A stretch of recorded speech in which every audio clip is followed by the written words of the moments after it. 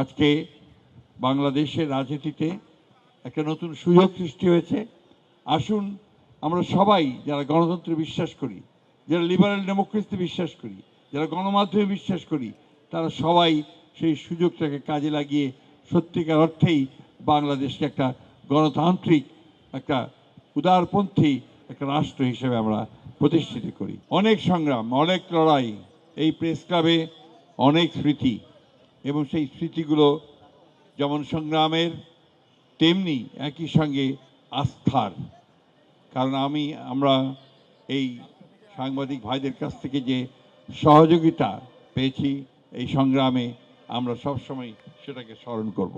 এই সুযোগে আমি স্মরণ করছি আমাদের গণতন্ত্রের আপসীন নেত্রী, দেশনেত্রী বেগম খালেদা জিয়াকে, যিনি সব সময়ই এই গণমাধ্যমের সঙ্গে, গণমাধ্যম কর্মীদের সঙ্গে একটা অত্যন্ত চমৎকার একটা সম্পর্ক যার ছিল। আজকে আমাদের দুর্ভাগ্য যে আজকের এই দিনে তিনি আমাদের সঙ্গে নেই। পরম করুণাময় আল্লাহ তাআলার কাছে তার আত্মার মাগফিরাত এবং তার জন্য বেহেশত কামনা করছি। সংবাদপত্রের স্বাধীনতার কথা বলি, গণমাধ্যমের স্বাধীনতার কথা বলি সব সময়। আমাদেরকে অবশ্যই সেটাকে বিশ্বাস করতে হবে এবং সেই বিশ্বাসে কাজ করতে হবে।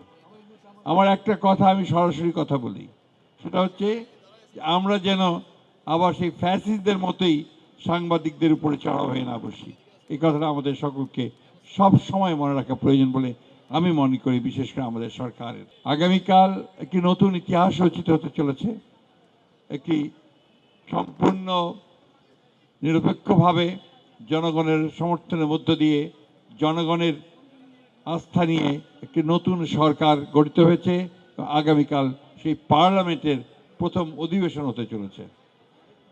আমরা সবাই, দেশের মানুষ সবাই আমরা আশা করে আছি যে এই পার্লামেন্টে আমাদের জন্যে নতুন যে গণতন্ত্রের কথা আমরা চিন্তা করছি, আমরা যে চিন্তা করছি যে আমরা গণতন্ত্রকে প্রাতিষ্ঠানিক রূপ দেব, আমরা যে চিন্তা করছি আমরা সংসদকে সকল কর্মকাণ্ডের কেন্দ্রবিন্দুতে পরিণত করব, সেই লক্ষ্যে আমরা যেন এগিয়ে যেতে পারি আজকে দিনে, এটাই আমাদের আল্লাহ তাআলার কাছে প্রার্থনা।